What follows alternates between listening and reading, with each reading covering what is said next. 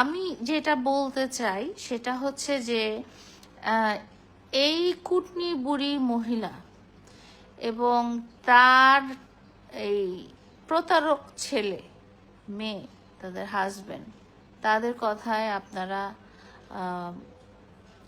দুলবেন না। হ্যাঁ, কিছু মানুষ আছে তাদেরকে নিয়ে, তাদের ফরে খুব ভিডিও বানাচ্ছে, বিকজ তারাও ওরকম। হ্যাঁ, কিছু কিছু মানুষ আছে, দেখবেন কিছু কিছু টিকটকার আছে তাদের ফরে ভিডিও বানাচ্ছে।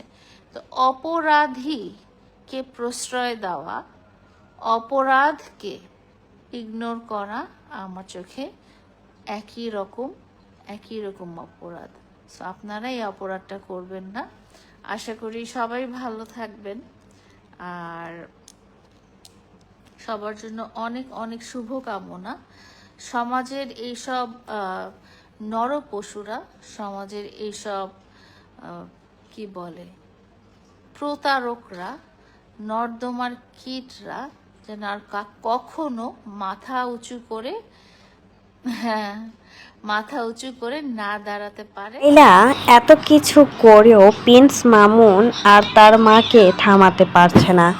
একের পর এক অন্যায় কাজ তারা করেই যাচ্ছে। মোহনা এখন লেগেছে প্রিন্স মামুন আর তার মায়ের পেছনে। এবার হয়তো বা কিছু একটা করতে পারবে মামুনের। লাইলা তো অনেকবারই জেল খাটিয়েছে প্রিন্স মামুনের, তারপরও তার এরকম চক্র থামছেই না। একের পর এক মেয়েদের কাছ থেকে টাকা খেয়ে তারপর মেয়েদেরকে ইউজ করে ছেড়ে দেয়। মা যেমন, ছেলেও তেমন, বাপও তেমন। এতদিন বলেছিল প্রিন্স মামুনের বাবা নাকি নেই, দুনিয়া ছেড়ে অনেক আগেই ছোটকালে চলে গিয়েছে। এখন শোনা যাচ্ছে প্রিন্স মামুনের বাবাও রয়েছে। ভাবা যায় এত কিছু সিম্পেথি মানুষের কামিয়ে এখন নতুন ড্রামা শুরু হয়ে গেল।